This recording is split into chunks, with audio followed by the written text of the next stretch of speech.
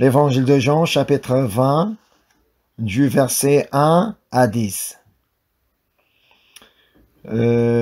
En fait, on travaillait sur tout le chapitre, mais nous allons lire d'abord les 10 premiers versets. Donc, je vais lire. Le premier jour de la semaine, Marie de Magdala se rendit au sépulcre dès le matin, comme il faisait encore obscur, et elle vit que la pierre était ôtée du sépulcre. Elle courut vers Simon-Pierre et vers l'autre disciple que Jésus aimait, et leur dit, « Ils ont enlevé du sépulcre le Seigneur, et nous ne savons où ils l'ont mis. » Pierre et l'autre disciple sortirent et allèrent au sépulcre. Ils couraient tous les deux ensemble, mais l'autre disciple courut plus vite que Pierre et arriva le premier au sépulcre. S'étant baissé, il vit les bandes qui étaient à terre, cependant il n'entra pas. Simon-Pierre, qui le suivait, arriva et entra dans le sépulcre. Il vit les bandes qui étaient à terre. Et le linge qu'on avait mis sur la tête de Jésus, non pas avec les bandes, mais plié dans un lieu à part. Alors l'autre disciple qui était arrivé, le premier au sépulcre, entra aussi, et il vit et il crut, car il ne comprenait pas encore que, selon l'Écriture, Jésus devait ressusciter des morts. Et les disciples s'en retournèrent chez eux. Voilà, donc aujourd'hui, nous allons nous focaliser sur un thème, sur le tombeau vide. Car c'est sur quoi le passage d'aujourd'hui met l'accent. Donc sur le tombeau vide. Le tombeau vide signifie que, comme nous savons très bien, Jésus est ressuscité, et Jésus ressuscité est le thème principal du chapitre 20. Pourtant, ce qui est intéressant dans ce chapitre, c'est que Jean commence par mettre l'accent sur le tombeau vide, autrement le sépulcre vide. Il consacre les 10 premiers versets pour donner la preuve comme quoi le tombeau était réellement vide. Le chapitre 20 commence ainsi. On va regarder du verset 1. Le premier jour de la semaine, Marie de Magdala se rendit au sépulcre dès le matin, comme il faisait encore obscur, et elle vit que la pierre était ôtée du sépulcre. Ici, le premier jour de la semaine est le lendemain du sabbat des Juifs. Comme le sabbat des Juifs est le samedi, ça veut dire c'était le dimanche. Donc Marie de Magdala s'est rendue au sépulcre de Jésus dès le dimanche matin. Et on dit qu'il faisait encore obscur. Dire qu'il faisait encore obscur était une manière de dire qu'elle s'est rendue au sépulcre de Jésus très tôt le matin avant le lever du soleil, mais ce n'était pas tout, car le sépulcre lui-même représente l'obscurité. Lorsque Marie de Magdala s'est rendue au sépulcre, c'était pour aller embaumer Jésus. C'est ce que dit l'évangile de Marc, chapitre 16, verset 1. Je vais lire. Lorsque le sabbat fut passé, ça veut dire donc le lendemain, Marie de Magdala, Marie, mère de Jacques, et Salomé achetèrent des aromates afin d'aller embaumer Jésus. Selon Marc, Marie de Magdala n'était pas la seule qui s'est rendue au sépulcre, mais de toute façon, donc ce qui est important ici, c'est qu'ils y sont allés pour embaumer Jésus avec les aromates qu'ils avaient achetés. Pourquoi? Parce que Jésus est mort. C'est pour le cadavre de Jésus qu'ils se sont rendus. Oui, le sépulcre est l'endroit où on trouve la mort. C'est là où on peut aller trouver le cadavre, donc la personne morte. C'est l'endroit où on ne trouve pas la vie, ni l'espérance, ni la joie, ni la paix. C'est un endroit où on trouve plutôt la tristesse, le deuil, la désespérance, le regret, le chagrin, dont rien de bon ne s'y trouve. On comprend pourquoi Jean a précisé comme quoi il faisait encore obscur. Ça veut dire il a fait exprès de mettre cette phrase, comme quoi le sépulcre c'est un endroit obscur, parce que c'est un endroit où on se trouve des choses plutôt négatives. C'était une manière de représenter aussi l'état d'esprit de Marthe. Et relisons le verset 1 pour voir la suite. Le premier jour de la semaine, Marie de Magdala se rendit au sépulcre dès le matin, comme il faisait encore obscur, et elle vit que la pierre était ôtée du sépulcre. Alors, qu'est-ce qu'elle a vu en arrivant au sépulcre? Elle a vu que la pierre était ôtée du sépulcre. Cette scène nous renvoie à une autre scène que nous connaissons déjà bien. Ce qui s'est passé au sépulcre de Lazare. On va aller voir l'évangile de Jean chapitre 11, verset 39. Jésus dit, « ôtez la pierre. » Marthe, la sœur du mort, lui dit, « Seigneur, il sent déjà, car il y a 4 jours qu'il est là. » Jésus avait dit, « ôtez la pierre. » Mais ici, dans la scène d'aujourd'hui, c'est la pierre est déjà ôtée. Donc Jésus avait demandé d'ôter la pierre du sépulcre de Lazare. Mais là, d'après la réponse de Marthe, qu'est-ce qu'on peut ressentir? Seigneur, il sent déjà, car il y a 4 jours qu'il est là. Rien qu'en lisant ce passage, on peut ressentir sa désespérance, le chagrin, le deuil. Alors, il ne voyait rien de positif au moment. C'était encore le cas pour Marie de Magdala jusqu'à ce qu'elle trouve Jésus ressuscité dans le sépulcre. Rien que la pierre ôtée du sépulcre nous renvoie à la résurrection de Lazare. Voilà, c'est sur quoi Jean voulait y revenir. Mais malheureusement, Marie ne comprenait pas pourquoi la pierre du sépulcre de Jésus a été ôtée. Peut-être elle ne s'est pas rappelé ce qui s'est passé auparavant, ce qui s'est passé avec Lazare. Elle croyait qu'on avait tout simplement pris le cadavre de Jésus pour en mettre ailleurs. C'est pourquoi elle court pour aller voir Pierre et Jean. On va retourner dans le texte aujourd'hui, Jean chapitre 20, verset 2. Elle courut vers Simon-Pierre et vers l'autre disciple que Jésus aimait et leur dit, « Ils ont enlevé du sépulcre le Seigneur et nous ne savons où ils l'ont mis. » Pourtant, Marie de Magdala n'avait pas regardé à l'intérieur du sépulcre. D'après le passage que nous avons lu, elle n'a pas osé d'entrer dans le sépulcre. Elle n'a simplement vu la pierre ôtée, mais sinon elle n'a pas regardé à l'intérieur. Mais, qu'est-ce qu'il dit? Ils ont enlevé du sépulcre le Seigneur et nous ne savons où ils l'ont mis. Elle parle comme si on avait volé le corps de Jésus. Elle parle comme si elle avait déjà regardé à l'intérieur où le corps de Jésus n'y est pas. Mais si elle se rappelait ce que Jésus avait dit auparavant, elle n'aurait jamais dit ainsi. Lorsqu'elle aurait vu la pierre ôtée, elle aurait pu parler d'une manière autre. Mais alors, allons voir ce que Jésus avait dit auparavant. On va aller voir l'évangile de Matthieu, chapitre 20, versets 18 et 19. Je vais lire. « Voici, nous montons à Jérusalem. Et le Fils de l'homme sera livré aux principaux sacrificateurs et aux scribes. Ils le condamneront à mort et ils le livreront aux païens pour qu'ils se moquent de lui, le battent de verges et le crucifient. Et le 3e jour, il ressuscitera. » Tout ce que Jésus avait dit a été réalisé ces derniers jours. Sous les yeux des disciples, sous les yeux des Juifs, sous les yeux des gens qui habitaient à Jérusalem. Tout ce que Jésus avait dit a été réalisé.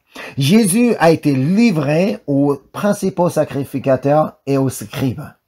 Et Jésus a été condamné à mort. Et il a été livré aux païens, dont à Pilate et aux soldats romains. Et il a été moqué et battu de verges. Et enfin, il a été crucifié. Exactement comme Jésus avait dit. Alors, il ne lui restait que la résurrection. Oui, soi-disant que Marie de Magdala n'avait pas pu entendre cette parole de Jésus. Peut-être parce qu'elle n'était pas là, parce qu'elle n'a jamais entendu parler de ça. Mais au moins, les personnages qui sont arrivés après étaient censés de le savoir. Qui était-il? On va retourner dans le texte aujourd'hui, Jean chapitre 20, verset 3. Pierre et l'autre disciple sortirent et allèrent au sépulcre. Encore une fois, je le dis, l'autre disciple qu'on parle ici est Jean, celui qui a rédigé l'évangile de Jean. Alors, Pierre et Jean devaient tout de même connaître ce que Jésus leur avait dit. Même si Marie de Magdala ne savait pas ce que Jésus avait dit, mais au moins, en tant qu'un disciple de Jésus, il devait connaître cette parole de Jésus. De plus, Jésus n'a pas dit qu'une seule fois, comme quoi il ressuscitera au 3e jour. Il en a répété 3 fois. Mais il ne le croyait pas. Mais on va retourner dans le texte aujourd'hui, Jean chapitre 20, on va lire du verset 4 à 9. Ils couraient tous les deux ensemble, mais l'autre disciple courut plus vite que Pierre et arriva le premier au sépulcre. S'étant baissé, il vit les bandes qui étaient à terre, cependant il n'entra pas. Simon-Pierre, qui le suivait, arriva et entra dans le sépulcre. Il vit les bandes qui étaient à terre. Et le linge qu'on avait mis sur la tête de Jésus, non pas avec les bandes, mais plié dans un lieu à part. Alors l'autre disciple qui était arrivé le premier au sépulcre entra aussi et il vit et il crut. Car il ne comprenait pas encore que, selon l'Écriture, Jésus devait ressusciter des morts. Comme nous venons de le lire, Pierre et Jean ne comprenaient pas encore ce que Jésus avait dit et comme quoi Jésus ressuscitera des morts. Mais là, la question qu'on pourrait se poser ici, c'est pourquoi? Pourquoi l'évangéliste Jean raconte avec autant de détails leur arrivée au sépulcre de Jésus? Mais qu'est-ce qu'il dit? Il dit qu'ils ont couru tous les deux, mais Jean était plus rapide pour y arriver, mais tout de même c'est Pierre qui est entré en premier au sépulcre, etc. Il aurait tout simplement pu dire que, voilà, nous étions deux, nous sommes allés tous les deux au sépulcre, nous avons trouvé donc le linge plié, tout ça. Mais Jean, il raconte avec beaucoup plus de détails. Là, on pourrait dire tout d'abord, parce que ce qui s'est passé ce jour-là était tellement marquant pour Jean. Il a voulu donner plus de détails sur ce qui s'est passé ce jour-là. Ou encore, Jean a voulu donner du réalisme à sa description de la scène. Comme pour donner la preuve comme quoi il n'est pas là en train de raconter n'importe quelle histoire. Donc, en donnant des précisions, en donnant des détails comme ça, donc il est là pour dire que ce qui s'est passé, c'est la vérité, c'est vrai. C'est la réalité, c'est ce qu'on a vécu. C'est ce qu'il voulait mettre comme accent. Et au verset 10, il explique que les disciples sont retournés chez eux. Ici, tout de suite, en lisant ce verset, on ne peut pas savoir pourquoi ils sont retournés chez eux. Pour quelle raison, ça on ne peut pas savoir. Mais d'après le verset 19, on comprend pourquoi. On va aller voir le verset 19. Le soir de ce jour, qui était le premier de la semaine, les portes du lieu où se trouvaient les disciples étant fermées, à cause de la crainte qu'ils avaient des Juifs, Jésus vint, se présenta au milieu d'eux et leur dit, « La paix soit avec vous. » Comme les disciples de Jésus ne croyaient pas que Jésus est ressuscité des morts, Ils ne croyaient pas que ce que Jésus avait dit a été réalisé. Donc, ils se sont enfermés dans une maison parce qu'ils avaient de la crainte des Juifs. Ils avaient peur. Ils ne comprenaient pas donc pourquoi le tombeau était vide. Ils n'ont pas eu le temps de se poser la question pourquoi le tombeau de Jésus est vide. Parce que tellement ils avaient la crainte des Juifs. Ils avaient peur de mourir aussi. Parce qu'ils ont arrêté leur maître. Ils ont vu comment ils l'ont crucifié, comment ils l'ont battu, tout ça. C'est pourquoi ils avaient peur d'être arrêtés aussi comme Jésus. Mais nous savons ce que cela signifie, le tombeau vide. Si le sépulcre était vide et que le corps de Jésus n'était pas là, c'est parce qu'il est ressuscité. Parce que Jésus était ressuscité qu'on n'y trouvait pas dans le sépulcre. En fait, la résurrection de Jésus nous fait comprendre 2 points importants. C'est absolument ce que nous devons connaître avec la résurrection de Jésus. Pourquoi Jésus est ressuscité. Donc, premièrement, que la résurrection mène un changement dans la vie des croyants. C'est ce que nous pouvons lire dans le texte aujourd'hui. Tandis que Jean et Pierre sont retournés chez eux, Marie se tenait auprès du sépulcre. C'est ce qu'on peut lire dans le texte aujourd'hui, Jean chapitre 20, versets 11 et 12. Cependant, Marie se tenait dehors, près du sépulcre, et pleurait. Comme elle pleurait, elle se baissa pour regarder dans le sépulcre. Et elle vit 2 anges vêtus de blanc, assis à la place où avait été couché le corps de Jésus, l'un à la tête, l'autre aux pieds. Comme je l'ai déjà dit, le sépulcre est un endroit où on trouve la mort, le chagrin, le deuil, la désespérance, le regret. C'est ça, c'est un lieu plutôt où on a des points négatifs. C'est pourquoi Marie pleurait près du sépulcre. Parce que c'est un endroit où on trouvait quelqu'un mort.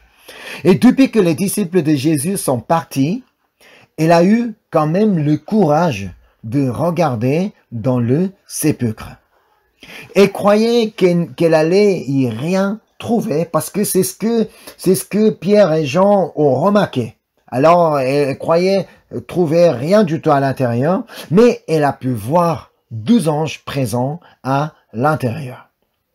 Tout à l'heure, lorsque Jean et Pierre sont entrés dans le sépulcre, ils n'ont rien vu. Mais Marie, pour le cas de Marie, elle les a vus. Alors les anges lui adressent la parole. Verset 13. Ils lui dirent, « Femme, pourquoi pleures-tu » Elle leur répondit, « Parce qu'ils ont enlevé mon Seigneur et je ne sais où ils l'ont mis. » Ce qui est remarquable ici, c'est qu'elle était tellement accablée de tristesse. Comme quoi Jésus n'est pas simplement mort, mais comme quoi on a volé le corps de Jésus. Elle n'a même pas pu reconnaître les anges qui étaient présents. Alors que ce sont 2 anges qui étaient là en train de parler à elle. Mais elle n'a même pas été surprise. Elle devait quand même être surprise de voir 2 anges qui est présent avec des vêtements blancs et des vêtements éclatants. Mais elle n'était pas capable de les reconnaître. Et parce qu'elle croyait fermement qu'on avait enlevé le corps de Jésus. Parce que cette idée avait rempli sa tête et n'a pas eu le temps de reconnaître les anges. Elle était donc triste pour une mauvaise raison. Elle était triste à tort. Elle n'avait pas à être triste autant que ça. Parce que ce n'était pas vrai ce qu'elle croyait. C'est là que Jésus vient à sa rencontre. Verset 14. En disant cela, elle se retourna et elle vit Jésus debout, mais elle ne savait pas que c'était Jésus. Elle était tellement saisie par l'idée qu'on a enlevé le corps de Jésus tout à l'heure, juste à l'instant, elle n'a même pas pu reconnaître les anges de Dieu, et encore, elle ne reconnaissait pas Jésus non plus. Et c'est on va regarder le verset 15. Jésus lui dit, « Femme, pourquoi pleures-tu? Qui cherches-tu? » Elle, pensant que c'était les jardiniers, lui dit, « Seigneur, si c'est toi qui l'as emporté, dis-moi où tu l'as mis, et je le prendrai. » Pourtant, en regardant donc cette réaction de Marie, on peut dire que Marie n'est pas la seule personne au monde qui puisse agir de telle manière. Nous avons déjà été comme elle, et on peut toujours agir comme elle a fait. Parfois, nous aussi, étant tellement saisis par nos inquiétudes, par les inquiétudes à cause de nos problèmes de vie avec des problèmes de relations, financement, tout ça. Donc, étant saisis par les inquiétudes, étant saisis par la crainte, parfois étant saisis par la colère, étant saisis par la tristesse, on n'arrive même plus à rappeler la parole de Dieu. Alors qu'on connaît beaucoup de paroles, on a appris beaucoup de paroles, j'ai déjà récité beaucoup de paroles, mais tellement saisi, parce qu'on est saisi tellement par les inquiétudes, par la crainte, par des choses, tout ça, on n'arrive même plus à rappeler la parole de Dieu. Et on n'arrive même pas à reconnaître les anges que Dieu nous a envoyés. Et encore, on n'arrive même plus à reconnaître le Seigneur. Quand on est comme ça, donc comme Marie, comme le cas de Marie de Magdala, nous pouvons aussi, quand on est saisi par d'autres choses et si notre tête est prise par tout ça, même si Jésus est là, mais vient à ma rencontre, on ne pourrait pas le reconnaître. Mais, ce qui est important, c'est à savoir que Jésus ressuscité est toujours avec nous. Pour Marie, tout ce qu'elle avait à faire, c'est croire que Jésus est ressuscité. La seule chose elle avait à faire, pour ne pas être triste, pour ne pas se tromper, pour ne pas se mettre en colère, rien de tout ça. Tout ce qu'elle avait à faire, c'est croire que Jésus est ressuscité. Mais, parce qu'elle ne croyait pas qu'elle était si triste. Alors Jésus l'appelle, afin de réveiller son esprit. Donc le verset 16.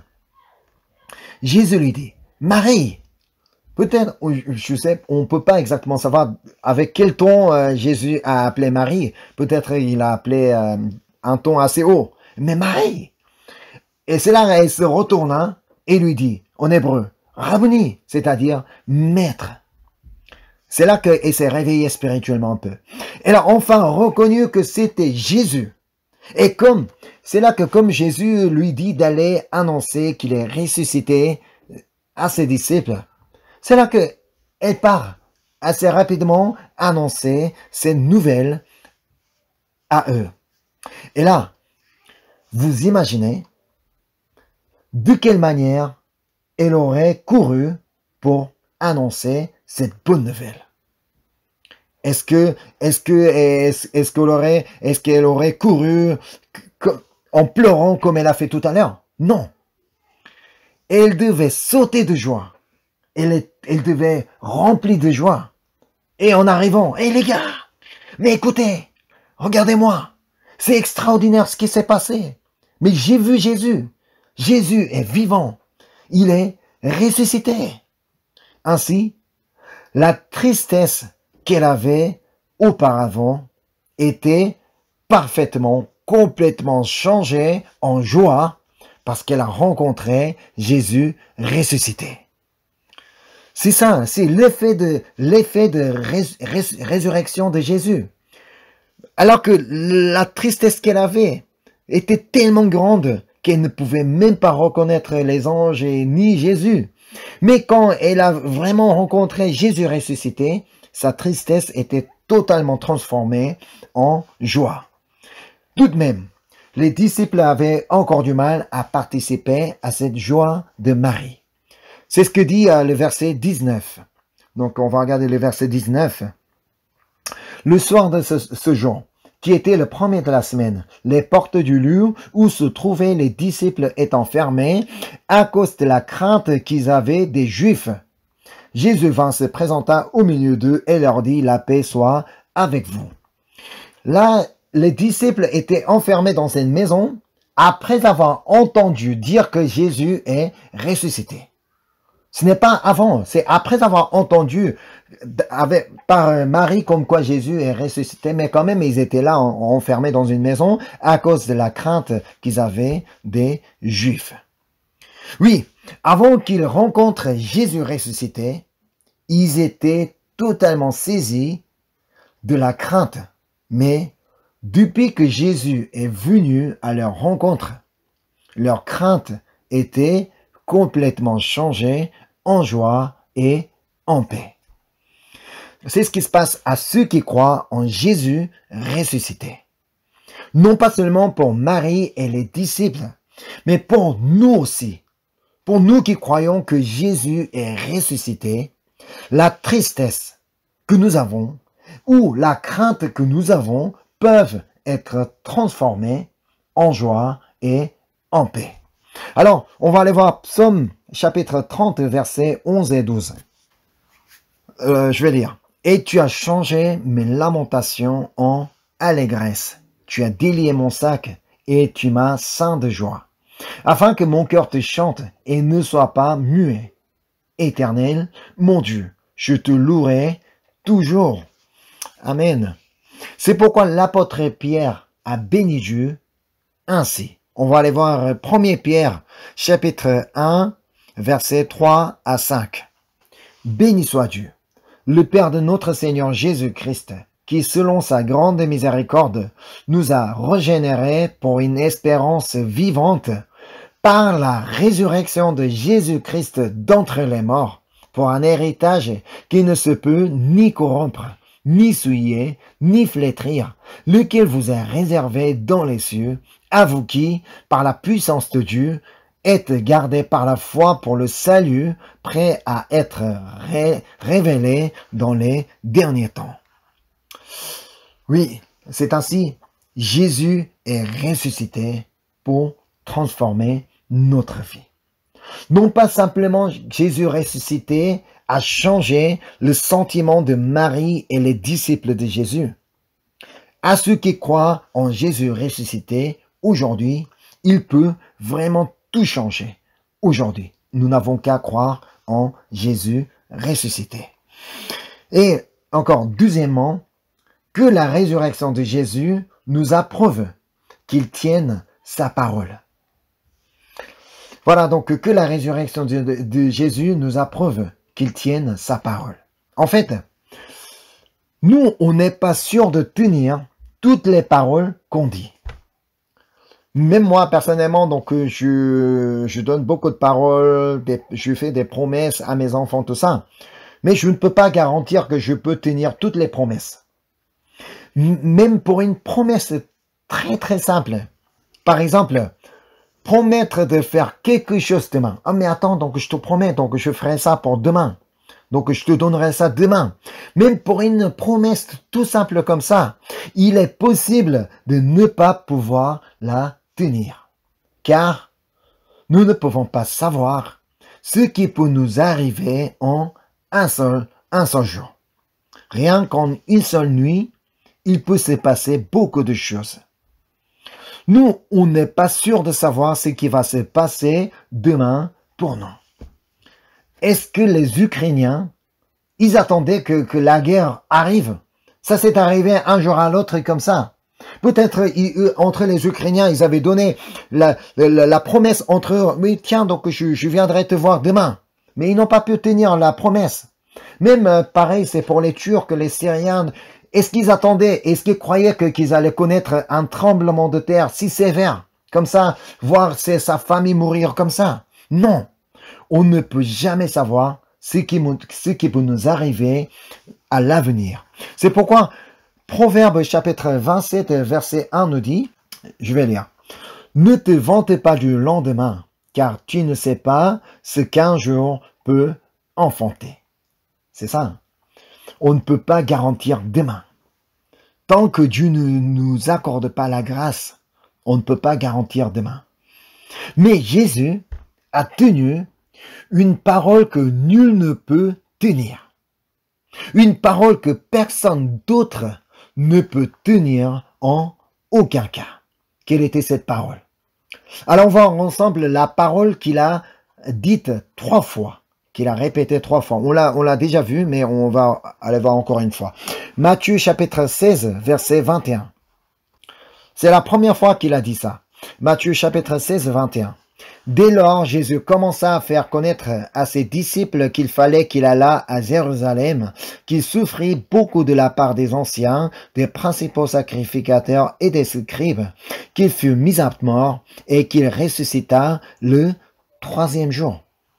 Il a parlé de sa résurrection. Et encore, chapitre 17, verset 23.